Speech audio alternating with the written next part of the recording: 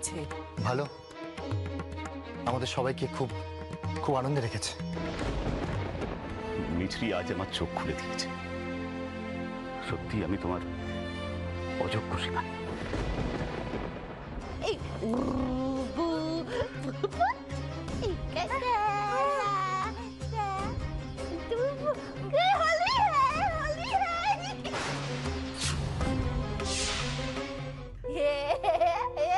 একদম ভূত করে দিয়েছি। সর্বাণী, সর্বাণী শোনো শোনো, আমার কথা শোনো। তুমি তুমি নিজের ঘরে যাও। হ্যাঁ, নিজের ঘরে যাও। একটু খেলি। আচ্ছা আচ্ছা, পরে আবার খেলো। লক্ষ্মী মেয়ে, তুমি তো আমার কথা শোনো। যাও নিজের ঘরে যাও। এই তো লক্ষ্মী মেয়ে। বৌদি, তোমরা একটু পরিষ্কার হয়ে নাও না। ছি ছি ছি, কি অনাছিষ্টি কাণ্ড বলো দেখি। হ্যাঁ, বাড়িতে ঢুকতে না ঢুকতে অভ্যর্থনা, রং মাখে আমরা ভূত করে দিলে। ঠিক আছে, তোমরা এই শাড়ি ছেড়ে নাও, আমি শাড়ি বার করে দিচ্ছি। আমার নতুন শাড়ি। বৌমা, এক কাজ করো, তুমি এই শাড়িটা একটু জলে ভিজিয়ে দাও, ও হারু কেচে দেবে। হারু, ভালো করে ধুয়ে দেবে শাড়িটা। হ্যাঁ। আরে উলুর মুখো, করে ডাইরে দেখছিস কি? চ, জল দিবি চ। যা না, বাথরুমটা দেখিয়ে দে না। ওখানে বাথরুমের সব তোয়ালে টোয়ালে দেখ। এই হ্যাঁ, এটা নিয়ে যা, তোয়ালে রাখা আছে। হ্যাঁ, সব নষ্ট করে দিলে। ওই মেয়েটা কে গা? এই সাবান শ্যাম্পু সব রেখে এসেছি বাথরুমে, তুমি যাও না। ওরে বাবা রে, এই জন্য আমি বাড়ি ছেড়ে আসতে চাইনি। হ্যাঁ, কি সব কাণ্ড বলো দেখি। এই জলটা কিন্তু ঠিক করে দিবি, নালে তোরই একদিন কি আমারই একদিন দেখাবো মজা তোকে। আর কি যে করি।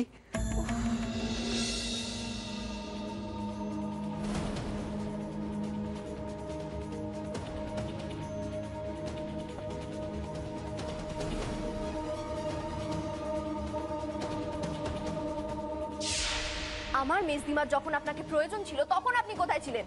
সব সময় অবিশ্বাস করতে। একবারও আসল সত্যিটা খুঁজে বের করার চেষ্টা করেছেন? করেন।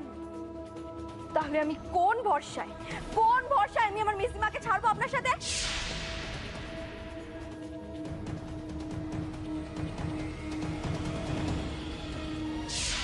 আপনি কি করে ভাবলেন নীলাদ্রিদা যে মাসিমার বিরুদ্ধেই আমাদের অভিযোগ আছে আর আপনার বিরুদ্ধে নেই? আর আপনি একা থাকতে চাইলেই তো হবে না। আমি আমার মেজদিমাকে ছাড়বো না।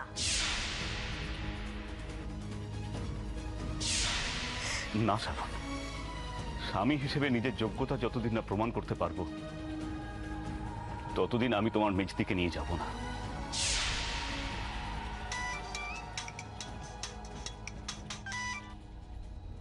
Hello hello, doctor Chowdhury. Doctor Sen, হ্যাঁ বলুন। আপনি এক্ষুনি একবার নার্সিংহোমে আসতে পারবেন? নার্সিংহোমে? কেন বলুন তো? কুশলের আবার কিছু হলো নাকি? সেই ব্যাপারেই আপনার সঙ্গে কিছু আলোচনা করব বলেই ডাকছি। একবার আসতে পারবেন? হ্যাঁ হ্যাঁ, আমি আধ ঘন্টার মধ্যেই আসছি। আসুন।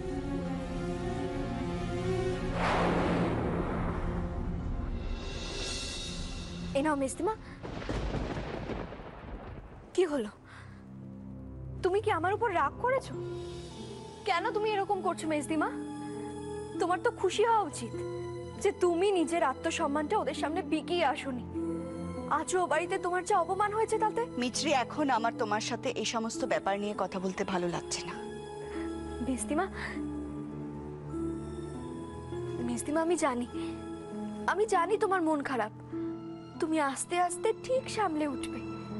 আর দেখো, নীলাদ্রিদা একদিন তোমার যোগ্য হয়ে উঠবে। আচ্ছা মিছরি,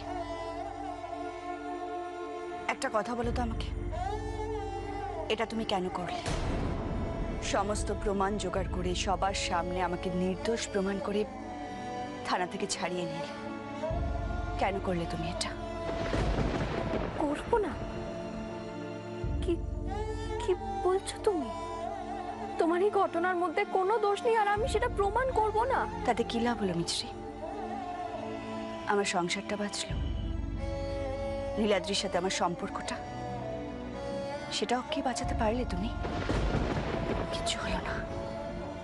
এর থেকে আমার মনে হচ্ছে জেলে পচে মরলেই আমার ভালো হতো। মেজদিমা, মেজদিমা, আমি তোমার ভালোর জন্য। তুমি এখন এখান থেকে যাও, আমাকে একটু একা থাকতে দাও মিশ্রী।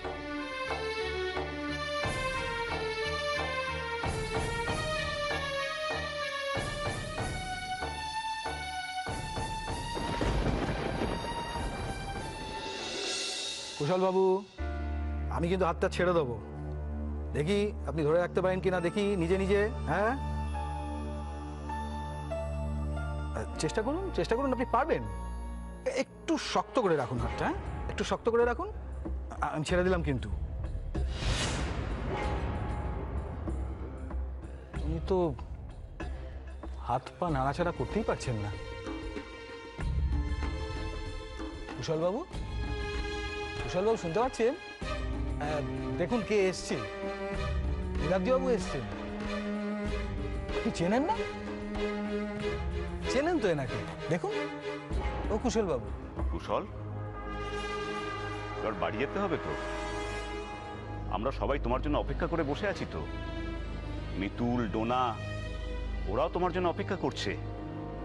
ডক্টর সেন কি বুঝছেন? ইমপ্রুভ করবে কবে বলে মনে হচ্ছে আপনার? ডক্টর চৌধুরী, সেটা বলতেই আমি আপনাকে এখানে ডেকেছি।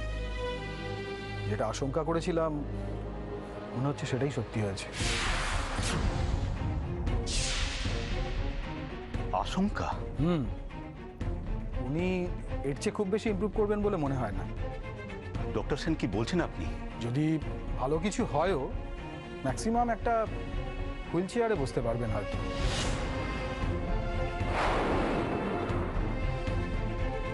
ডক্টর সেন?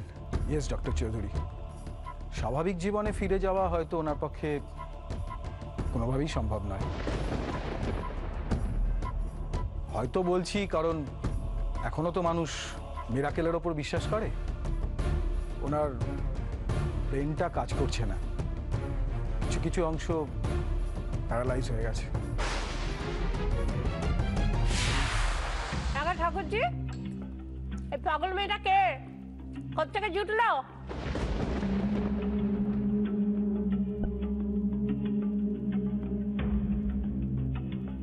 ওদের কাছে কিছুতেই সর্বাণীর আসল পরিচয় দেওয়া যাবে না। ওই যে জয়ন্তর বউ, এ কথা জানলে বৌদি তো সবাইকে বলে বেড়াবেই, আবার এই নিয়ে তামাশাও করবে। উফ, জয়ন্তও নেই, আমি যে কি করে সামলাবো এদের।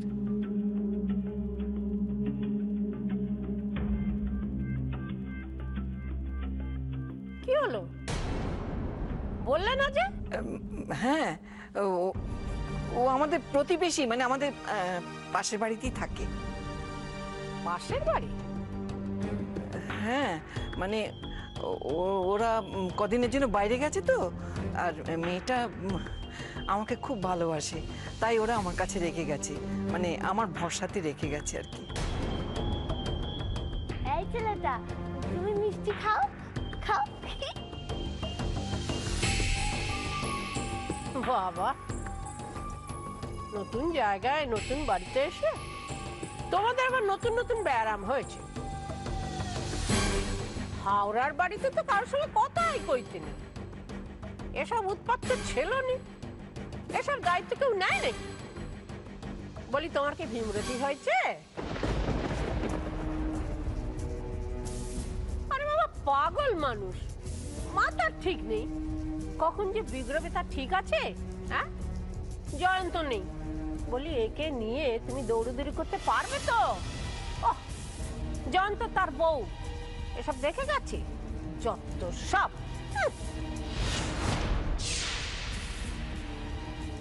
এই এই এই, কি বললে? আমাকে পাগল বললে কেন? ও মা, ডাইনে ডাইনে আমাদের কথা শুনছে গো। ও ঠাকুরজি, এ যে শিয়ানা পাগল। আমাকে পাগল বললো কেন? দাঁড়াও, দেখাচ্ছি মজা। তুমি খুব খারাপ, খুব খারাপ। এই এই, তুই খুব ভালো, আয় তো আমার সাথে খেলবি। আমার সাথে খেলবে, ও আমার সাথে খেলবে। আচ্ছা আচ্ছা আচ্ছা আচ্ছা আচ্ছা, কিছু হবে না, কিছু হবে না। আচ্ছা, যাও যাও, খেল।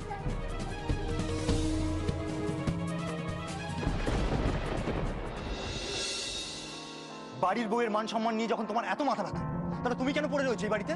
আমাদের বাড়ির কেউ তো তোমাকে বাড়ির বউ হিসেবে মেনে নেয়নি। তো প্লিজ প্লিজ চিৎকার করাটা বন্ধ করো। আমি জানি সেদিনের পর থেকে তোমার মনে অনেক প্রশ্ন আছে। তুমি তো আমায় জিজ্ঞেসও করেছি। হ্যাঁ, জিজ্ঞেস করেছিলাম, আবার জিজ্ঞেস করছি। দিনের পর দিন তোমাকে বসার ঘরে থাকতে দেওয়া হয়েছে, কেউ তোমাকে পছন্দ করেনি, তোমাকে অপমানিত হতে হয়েছে, বাইরের লোকের মতো থাকতে দেওয়া হয়েছে। তাহলে তুমি তো বাড়ি থেকে চলে যাওনি, তুমি কেন মেজদিকে তাহলে ফিরিয়ে নিয়ে এলে? মেজদি তোমার মতো পরীক্ষা দিত? তো এখানে থেকে যাওয়ার আমার অনেকগুলো কারণ ছিল। কারণ? কি কারণ? প্রথমত, নীলাদ্রিতার বাড়ির থেকে মেজদিমার উপর যে অত্যাচারটা করা হতো সেটা একতরফা, আর বড়দিমাকে যে আঘাতটা দিয়েছিল সেটা হচ্ছিল আমার মামু। তার ফল আমাকে দিনের পর দিন ভোগ করতে হয়েছে। সেদিক থেকে দেখতে গেলে তো তোমাদের কোনো দোষই ছিল না। মামু যদি বড়দিমাকে বিয়ে না করে বিদেশে চলে যাওয়ার ডিসিশনটা না নিত, তাহলে তো সবার সামনে আমাকে এতটা ছোট হতে হতো না। এই বাড়িতে অশান্তিতে থাকার কারণ শুধুমাত্র আমার মামু। কিন্তু এটা তো আমি অস্বীকার করতে পারি না যে বড়দিমা শুধুমাত্র আমার মামুর জন্যই অসুস্থ হয়ে পড়েছে। তাহলে তোমার মনে হয়েছিল তোমার মামুর হয়ে এই প্রায়শ্চিত্তটা তোমাকে করতে হবে? দেখো বুধু, আমার মামুর জন্য বড়দিমা অসুস্থ হয়ে পড়েছে। বড়দিমাকে সুস্থ করে তোলাটা আমার দায়িত্ব, আর এটা তো আমি অস্বীকার করতে পারবো না। আর এটা বলতে আমার লজ্জাও হয় না যে মামু পালিয়ে গেলেও আমি যাব না। দ্বিতীয়ত, তুমি আমার পাশে ছিলে, তুমি আমার সবচেয়ে বড় সাপোর্ট। তোমার মুখের দিকে তাকিয়ে আমি অনেক কষ্ট, অনেক অপমান হাসি মুখে সহ্য করে নিয়েছি। কিন্তু মেজদিমা কার মুখে দিকে তাকিয়ে সবকিছু সহ্য করে নিতে পারবে? নীলাদ্রিদা তো মেজদিমাকে সাপোর্টই করে না, নিজের বউকে অবিশ্বাস করে, নিজের বউয়ের পাশে একবারের জন্য দাঁড়ায়নি। আর তুমি বলছো মেজদিমাকে ওই বাড়িতে থাকতে? আমি জানি এইসব কথা তোমার শুনতে একদম ভালো লাগছে না, তাই আমি আসছি।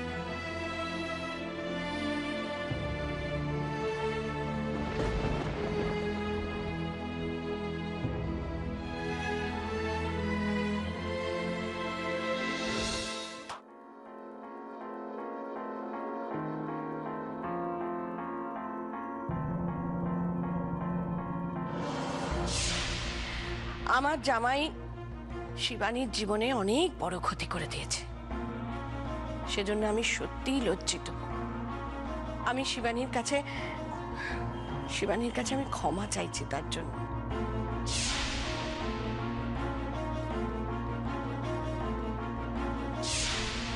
মাসিমা, আপনি এতটা কঠোর হবেন না। কুশল এত বড় অপরাধ করার পরেও আপনি তার পরিচয় দিচ্ছেন নিজের জামাই হিসেবে।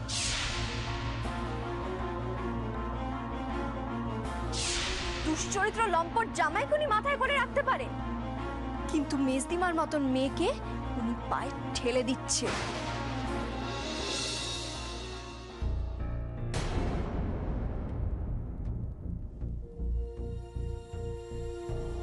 মা, নীলু, তুই এসে গেছিস বাবা? হ্যাঁ রে, ডাক্তার কি বললো বল? হ্যাঁ মা, ডক্টর সেন বললেন যে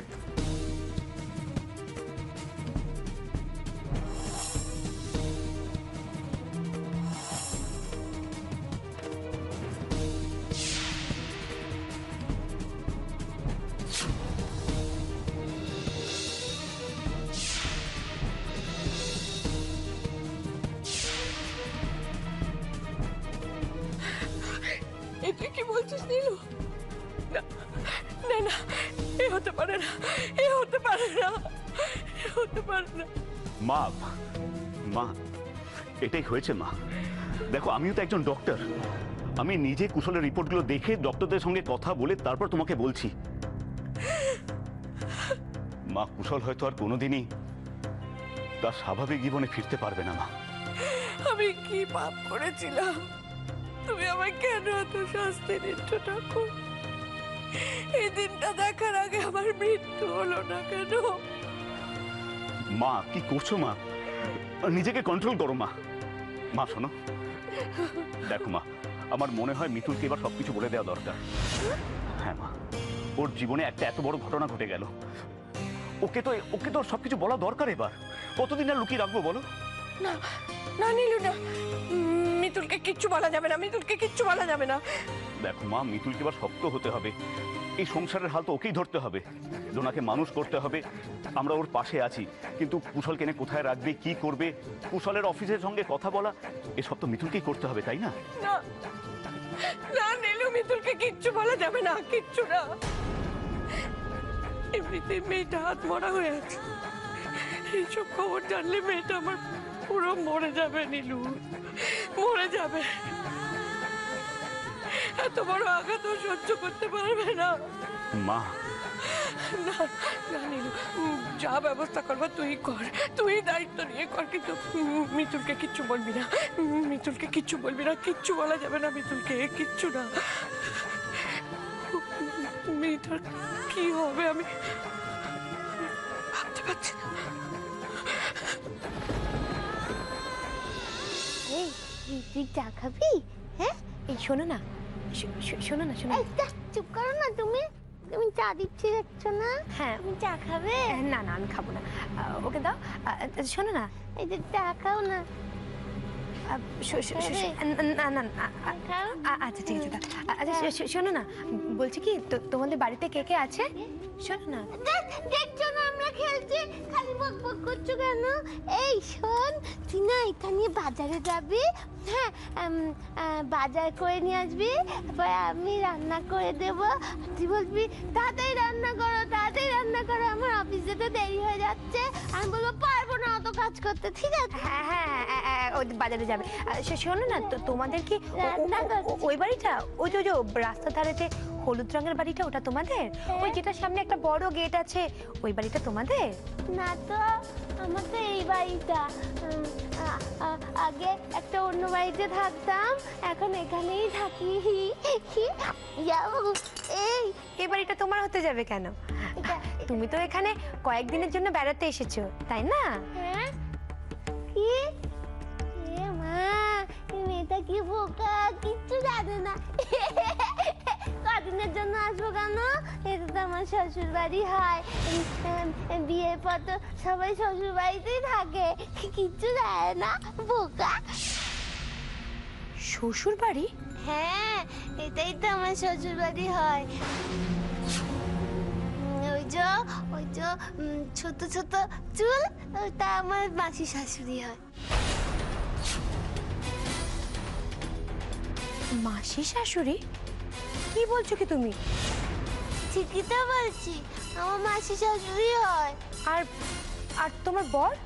তোমার বর কোথায়? আমার বর না কোথায় যেন চলে গেছে জানো। ওই যে লোকটা আছে না, ওই লোকটা বলেছে আমার বরকে খুঁজে এনে দেবে। ওই লোক? তোমার বরের নাম কি? তাও জানো না বুঝি? এই আমার বরের নাম তো জানতো।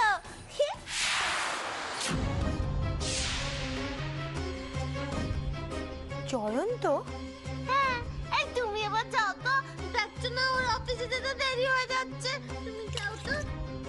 এই শোনো না, শোনো না, তুমি সত্যি বলছো তোমার বরের নাম জয়ন্ত? এই তুমি এত কথা বলো কেন? হ্যাঁ, খালি আমাদের খেলছি দেখতে পাচ্ছ না? হ্যাঁ, কতবার বলবো আমার বরের নাম জয়ন্ত, ওটা আমার শ্বশুর বাড়ি, আর ওটা আমার মাসি শাশুড়ি হয়। যাও তো এখান থেকে। দেখছো না আমার রান্না করতে দেরি হয়ে যাচ্ছে। এই তুমি বাজারে যাও, তুমি কি করছো? আমিও তো রান্না করছি। না না, আমি তো রান্না করবো। মা বাজারে যাও, যাও। মা শুনছেন? রান্না করি। মা শিগগির চলুন। কেন গো বৌমা? ওই মেয়েটার পেট থেকে আমি অনেক কথা বার করেছি। কার গো? ওই পাগলি মেয়েটা? হ্যাঁ হ্যাঁ, ওই মেয়েটা। পিসিমা আমাদের সব মিথ্যে কথা বলেছে মা।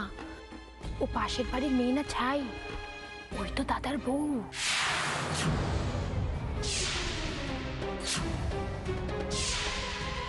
কি বলছো কি? কি কান শুনতে ধান শুনেছো? ওই মেয়েটা জয়ন্তর বউ? হ্যাঁ মা, আমি ঠিকই শুনেছি। ওই মেয়েটা আমাকে নিচে মুখে বলেছে। ও মা, কি সব বলেছে কাণ্ড! চলো তো, চলো তো দেখি। চল চল।